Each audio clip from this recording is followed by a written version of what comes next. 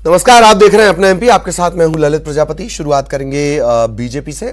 कुशाभाऊ ठाकरे की जयंती पर जन शताब्दी समारोह का आयोजन किया जा रहा है। जन शताब्दी समारोह में हर जिले में बीजेपी कार्यकर्ता सुंदरकांड का पाठ कर रहे हैं। भोपाल बीजेपी दफ्तर में भी सुंदरकांड का पाठ किया जा रहा है। इस आयोजन में राष्ट्रीय सह संगठन महामंत्री शिव प्रकाश और प्रदेश के प्रभारी मुरलीधर राव समेत बीडी शर्मा और सीएम शिवराज सिंह चौहान वो भी शामिल हो रहे हैं।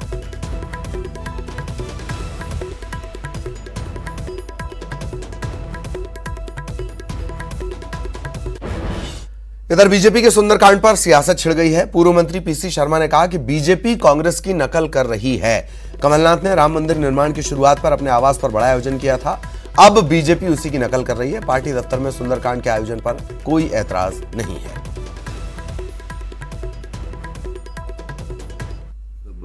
कर रही है, लेकिन इनके कामों में सब ढोंग है, क्योंकि सुंदरकांड से सीख नहीं लेते।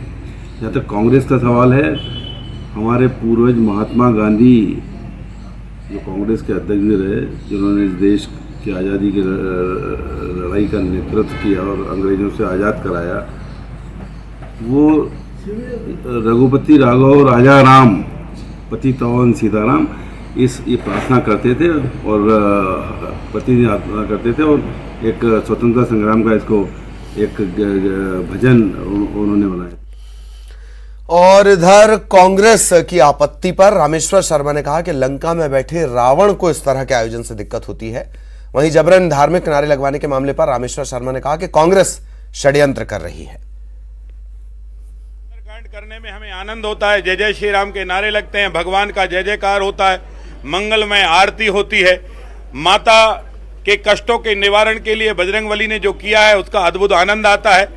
लंका में बैठे हुए कुछ रावण, उनको कष्ट होता है। कांग्रेस लंका में बैठी है, उसको बारंबार कष्ट होगा, क्योंकि उसके लिए जब राम भी काल्पनिक थे तो हनुमान भी उसी तरह होंगे, क्योंकि जब राम को नहीं मानते तो उनके भक्त को कांग्रेस कैसे मानेगी। लेकिन कुछ लोग जिस तरह सीता माता के अपहरण करने में मारीच बनकर सीता के अपहरण में राम का नारा लगाया था, वैसे ही कांग्रेस षड्यंत्र कर रही है। लेकिन कांग्रेसियों से मैं कहना चाहता हूं कि राम को षड्यंत्र का शिकार तुम नहीं बना सकते। राम जगत निर्माता है, परमात्मा है, भगवान है, और भगवान के अघोषित बिजली कटौती से लोग परेशान हैं। इसी को लेकर टीकमगढ़ के बीजेपी विधायक राकेश गिरी ने मुख्यमंत्री शिवराज सिंह को पत्र लिखा है।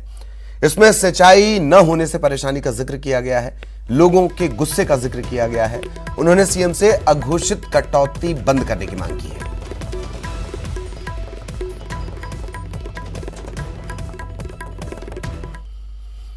और प्रदेश में अघोषित बिजली कटौती पर पूर्व मुख्यमंत्री कमलनाथ ने प्रदेश सरकार को चेतावनी दी।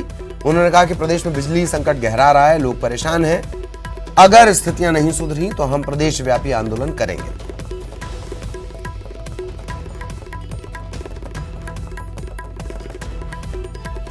इधर गृह मंत्री नरोत्तम मिश्रा ने कहा कि अपराध और अपराधियों को लेकर सरकार पूरी तरह सख्त है। विकृत मानसिकता वाले लोग जो घटनाओं को अंजाम दे रहे हैं उन्हें बख्शा नहीं जाएगा।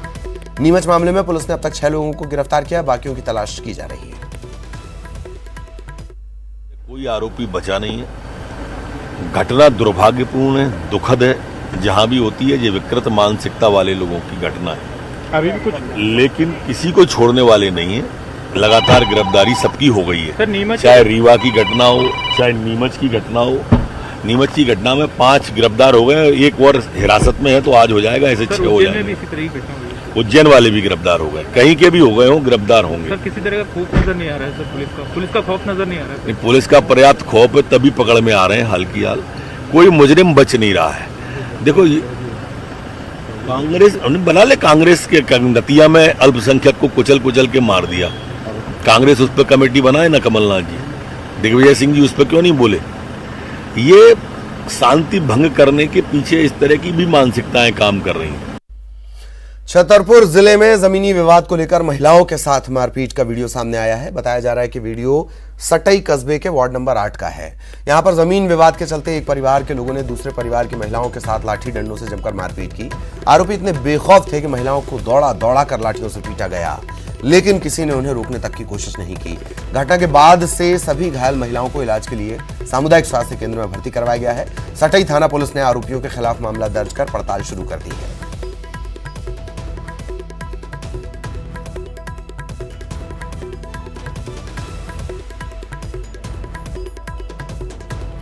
छतरपुर का ये मामला है। जमीन विवाद को लेकर महिलाओं के साथ मारपीट का ये वीडियो सामने आया है और सुनील उपाध्याय हमारे सहयोगी छतरपुर से इस वक्त हमारे साथ जुड़े हुए हैं। सुनील, क्या कुछ अपडेट है? गिरफ्तारी को लेकर क्या अपडेट है? विवाद इतना बढ़ा और महिलाओं पर हाथ उठाया गया। जी बिल्कुल, जो पुलिस से हमारी बात हुई है उनका कहना है कि करीब 4 आरोपी जो हैं इनको गिरफ्तार कर लिया गया है और एक जो आरोपी है उसकी तलाश की जा रही है। पूरी घटना जो है सटाई थाना क्षेत्र के वार्ड नंबर 8 की है, जहां पर जमीन विवाद के चलते 2 पक्षों में मारपीट हुई थी और एक पक्ष ने जमकर जो है महिलाओं के साथ में लाठी डंडों से मारपीट की है। हालांकि इसमें 3 महिलाएं घायल हुई हैं, एक पुरुष घायल हुआ है। चारों को जो है जो स्वामीदायक स्वास्थ्य केंद्र सटाई वहां भर्ती कराया गया है, जहां उनका इलाज जारी है। हालांकि जो एक महिला है उसकी हालत गंभीर बताई जा रही थी, उसका इलाज भी वहां पर जारी है। पुलिस का कहना है कि तत्काल जो है मामले पर संज्ञान लिया गया था और तत्काल एक्शन किया गया था और तत्काल मामला दर्ज करते हुए 4 आरोपी को गिरफ्तार कर लिया है। जी, 4 आरोपी इस मामले में गिरफ्तार किए गए हैं। बड़ा अपडेट। बहुत बहुत शुक्रिया सुनील इस तमाम जानकारी के लिए।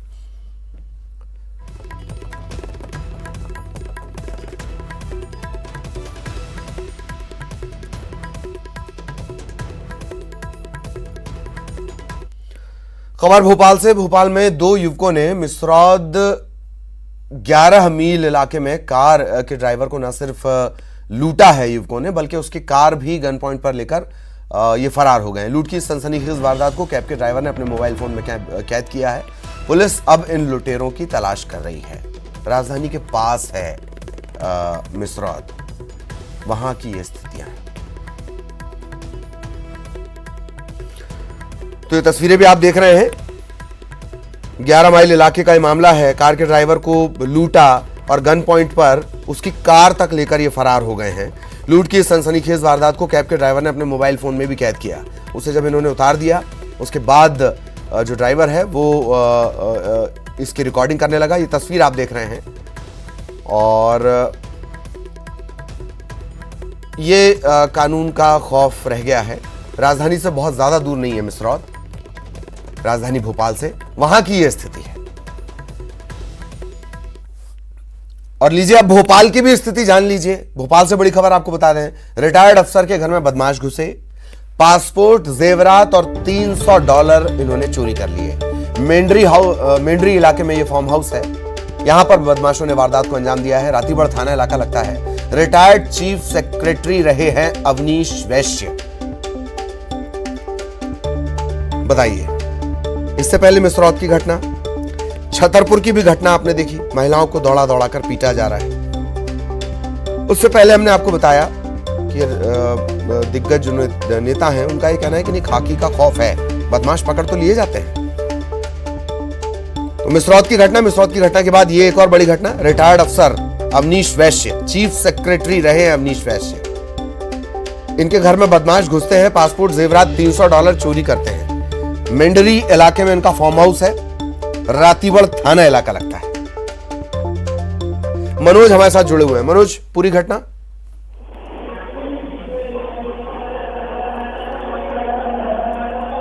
मनोज, आप तक मेरी आवाज पहुंच रही हो तो रिटायर्ड चीफ सेक्रेटरी अवनीश वैश्य, उनका भी फार्म हाउस, उनका भी घर सुरक्षित नहीं है।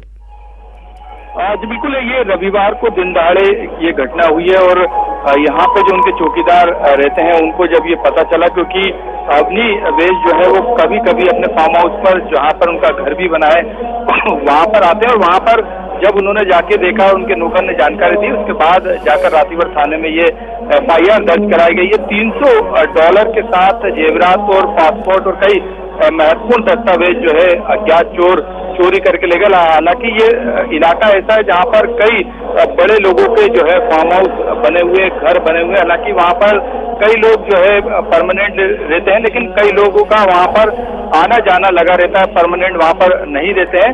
उनके चौकीदार ने ये सूचना दी है। अब ये चोर कौन थे, कहाँ से आए, इसको लेकर जरूर पुलिस अपनी जांच पड़ताल कर रही है। चलिए, बहुत बहुत शुक्रिया मनोज इस तमाम जानकारी के लिए।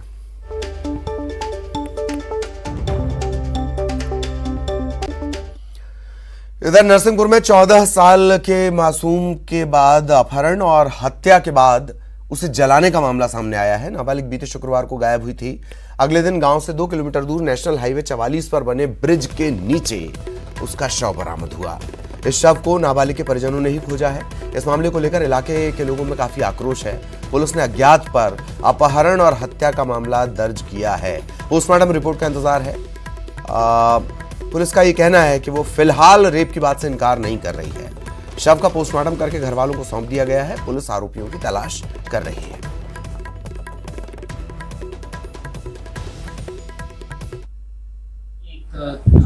जगह पर पुल के नीचे, हाईवे के पुल के नीचे उसकी डेड बॉडी जली हुई अवस्था में मिली है। पुलिस ने उसमें जाके शिनाख्त कार्रवाई करने के बाद इसमें उसका पोस्टमार्टम करवा लिया है और अपराध में हत्या की धारा उसमें बढ़ा दी गई है और अज्ञात आरोपी के ऊपर 10,000 रुपये का इनाम भी घोषित कर दिया गया है और इसमें जल्दी ही हम लोग की टीम्स जो है इस मामले का खुलासा कर सकेंगी। और यहां रुकेंगे एक ब्रेक के लिए।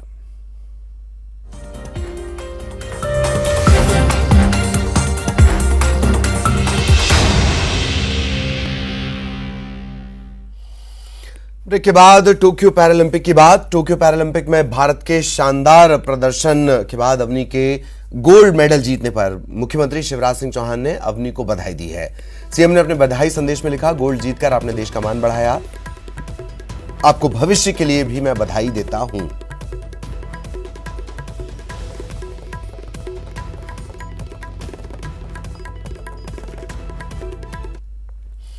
और गृह मंत्री नरोत्तम मिश्रा ने कहा कि इंदौर पुलिस ने अल्तमश को पकड़ा है। चूड़ी वाली घटना में अल्तमश ही थाने पहुंचा था और उसके तार पाकिस्तान से जुड़े हैं। उसके सोशल मीडिया पर कई आपत्तिजनक चीजें मिली हैं। साथ ही अल्तमश का लिंक ओवैसी की पार्टी से भी है। बिजली संकट पर यह कहा है कि दिग्विजय के समय में लालटेन युग था, ये सबको याद है। इधर बीजेपी के विधायक नारायण त्रिपाठी के बिजली पर सवाल पूछने पर कहा कि वो हमारे विधायक हैं, उनसे बातचीत कर ली जाएगी। की घटना में कुछ लोगों का पता चला कि एक बड़ा मूवमेंट करने जा रहे थे, दंगे फैलाने की कोशिश की जा रही थी। वो जो पकड़ा गया है अल्तमस, जिसने वो जो चूड़ी वाली घटना के बाद में थाने का घेराव किया था, उसके पास से तमाम आपत्तिजनक इस तरह के वीडियो ऑडियो मिले हैं जो प्रदेश की शांति भंग करने को काफी थे, जो वो सने सने जारी करता। उसके तार पाकिस्तान से जुड़े होने, व्हाट्सएप ग्रुप और फेसबुक ग्रुप पे भी जुड़े होने के चीजें बरामद हुई। 4 लोग उसमें गिरफ्तार किए हैं 153 में और उन 4 से लगातार अभी पूछताछ जारी है।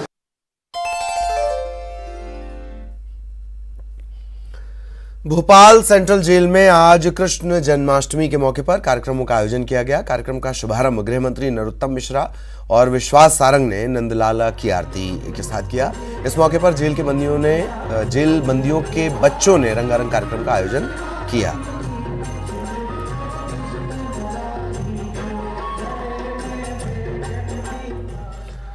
जन्माष्टमी पर राजधानी भोपाल के कृष्ण मंदिरों को सजाया गया है। देर शाम से मंदिरों में भजन कीर्तन शुरू हो जाएगा। वहीं नंदलाल को माखन और मिश्री का भोग भी लगाया जाएगा। कोरोना को देखते हुए मंदिरों में सोशल डिस्टेंसिंग का खास ख्याल रखा गया है।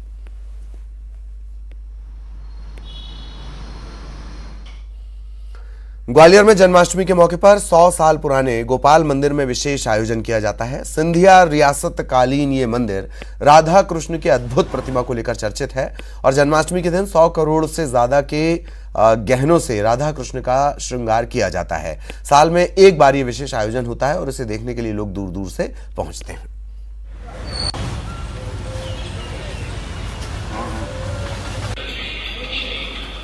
आज का जन्माष्टमी का पर्व है और आज सिंधिया स्टेट के ज़माने के रखे हुए श्रृंगार के जो हीरा जेवरात के वो हैं पहनाए जाएंगे और बड़ी धूमधाम से मनाया जाएगा और उसी पूरी तैयारी कर ली गई जी। ये राधा कृष्ण मंदिर है और ये सिंधिया विरासत के समय का है और जन्माष्टमी के दिन का यहाँ का विशेष महत्व रहता है और ऐसा मतलब बताते हैं कि 100 करोड़ के समथिंग के गहने यहाँ मतलब। महाकाल की नगरी उज्जैन में भी श्री कृष्ण की विद्या स्थली कहे जाने वाले पवित्र नगरी अवंतिका में श्री कृष्ण जन्मोत्सव की पूर्व संध्या पर राष्ट्रीय स्वयंसेवक संघ के 200 से ज्यादा बाल गोपालों ने एक लय एक ताल में बांसुरी की धुन पर श्री कृष्ण के भजनों को सुनाकर माहौल को आनंदमय कर दिया। छोटी छोटी गैया छोटे छोटे ग्वाल और ओम नमः शिवाय का बांसुरी के जरिए प्रस्तुति दी गई।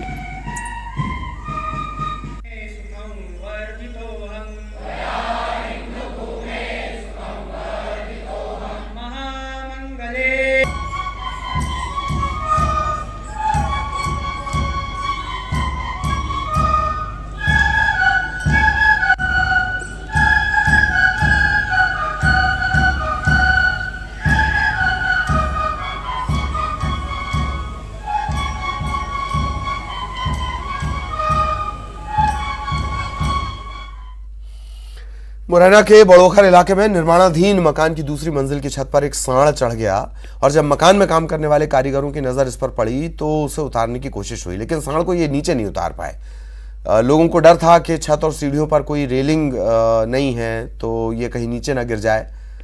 तब वहां पर गौ सेवक पहुंचे और अपनी समझ से इसे रोटियां दिखाते हुए सुरक्षित नीचे उतारा गया।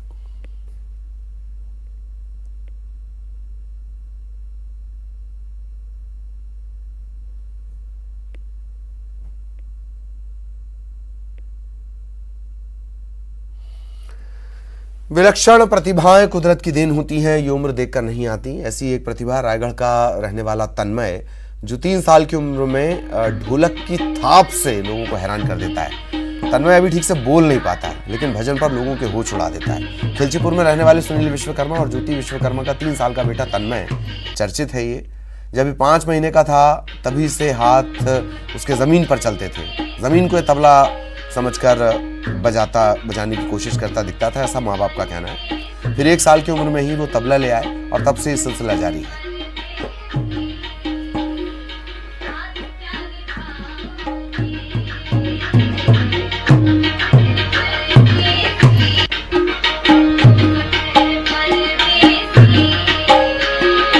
तो हमने कुछ उसको बजाने का ढोल वगैरह ला के दिया, तो वो धीरे धीरे उस पर हाथ उसकी रिदम बजाने लग गया।